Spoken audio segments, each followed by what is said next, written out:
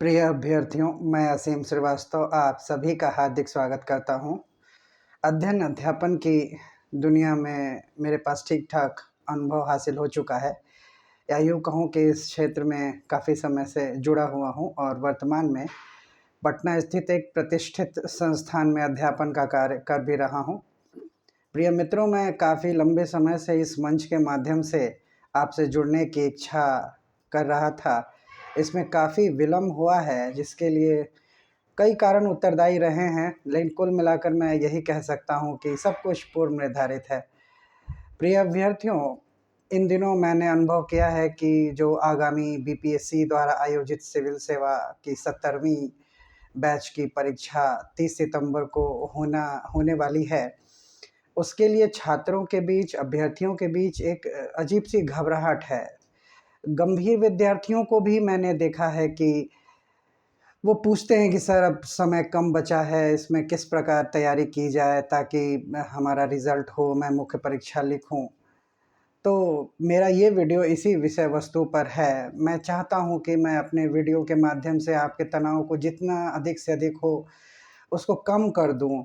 आपके लिए एक बेहतर रणनीति बना सकूँ और इस परीक्षा के लिए जो बचे हुए समय हैं, उसमें एक अच्छी रणनीति क्या हो, उसमें मैं आपका सहयोगी बन सकूँ। इसीलिए ये वीडियो मेरा जो है वो इसी विषय वस्तु पर बना हुआ है। सबसे पहले तो मेरे अभ्यर्थियों, मैं आपसे यही गुजारिश करूँगा कि आप खुद को शांत, कहते हैं ना कि काम एंड कंपोज़्ड, तो अपने आप को शांत रखें, संगठित रखें। और सबसे पहले ज़रूरी ये हो जाता है कि आप जिस भी प्रतियोगिता परीक्षा की तैयारी कर रहे हैं, उसकी प्रकृति को, उसके डिमांड को समझें। और आप में से जो भी अभ्यर्थी पिछले साल भर से तैयारी कर रहे हैं, अगर वो आयोग द्वारा पूर्व में पूछे गए प्रश्नों को 2-3 बार गंभीरता से देखेंगे, तो स्वतः ही ये अनुमान लगा लेंगे कि इस परीक्षा में जो 150 सवाल पूछे जाते हैं, उसमें किन-किन विषयों से और उन विषयों में भी किन-किन क्षेत्रों से सर्वाधिक सवाल पूछे जाते रहने का ट्रेंड रहा है।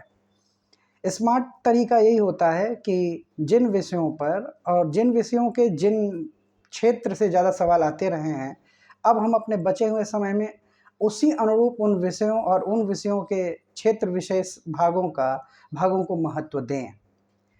और इसी पर मैं आपकी मदद करूँगा कि एक बेहतर स्ट्रैटेजी आप बना सकें। पढ़ाई करना, स्ट्रैटेजी बनाना, ये दोनों 2 चीज़ होता है। जो लोग स्ट्रैटेजी बनाकर पढ़ते हैं, निस्संदेह वो सफल होते हैं। और अगर आप ये कहें कि इसका स्ट्रैटेजी कैसे बनाया जाए ताकि 4 महीने जो बचे हुए हैं उसमें बेहतर रणनीति के साथ तैयारी हो, कॉन्फिडेंस भी आए और रिज़ल्ट भी सकारात्मक रहे, तो मैं अपने क्लासेस में भी अपने अभ्यर्थियों से, अपने छात्रों से कहता हूँ कि जब भी मैं वायु दाब और तापमान संबंध के बारे में बताता हूँ, तो मैं कहता हूँ कि जब तापमान और वायु दाब में चूँकि विलोम संबंध होता है, और जब तापमान बढ़ता है तो वायु दाब घटता है, और उसी प्रकार जब तापमान घटता है तो वायु दाब बढ़ता है। तो अगर हम यहाँ तापमान को मेंटल प्रेशर से तुलना करें और वायु दाब को परीक्षा में परफॉर्मेंस से तुलना करें, तो अगर मेंटल प्रेशर बढ़ेगा तो परीक्षा में परफॉर्मेंस जो है ना वो कमतर होती जाएगी। हाँ, एक हद तक प्रेशर ठीक होता है, क्योंकि वो प्रेशर पढ़वाता है, कंपटीशन के लिए ज़रूरी है, लेकिन ज़रूरत से ज़्यादा प्रेशर लेना हमारे आपके परफॉर्मेंस को ही कम करता है, चाहे वो किसी भी फील्ड की बात हो, और प्रतियोगिता परीक्षाओं में यह ज़्यादा लागू होता है। इसीलिए आप मेरे प्रिय अभ्यर्थियों, तनाव बिल्कुल भी मत लें, खूब खुश होकर पढ़ें, ईमानदारी से पढ़ें, एक बेहतर स्ट्रैटेजी के साथ पढ़ें, और तनाव जितना कम रहेगा, तैयारी उतनी अच्छी होगी और समय रहते आप बहुत अच्छी तैयारी कर पाएँगे।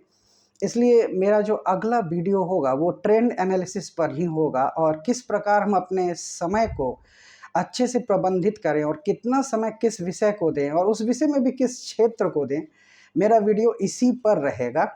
तो और वो वीडियो मैं जल्द ही अपलोड करूँगा। बस ये है कि मेरे पास समय का अभाव रहता है, लेकिन उस व्यस्तता के बीच भी मैं समय निकाल कर आपके लिए जब भी जो भी उपयोगी टॉपिक होंगे, बात होंगे, स्ट्रैटेजी होगी, मैं अब इस मंच पर लगातार आपके साथ बना रहूँगा। चर्चा करता रहूँगा, आपकी मदद करता रहूँगा और उम्मीद करता हूँ कि आप सबको मेरे जो भी चंद वीडियोज़ आएँगे इस संबंध में, उससे आपको लाभ ही मिलेगा। तो बने रहिए मित्रों मेरे साथ और मेरे अगले वीडियो की प्रतीक्षा करिए।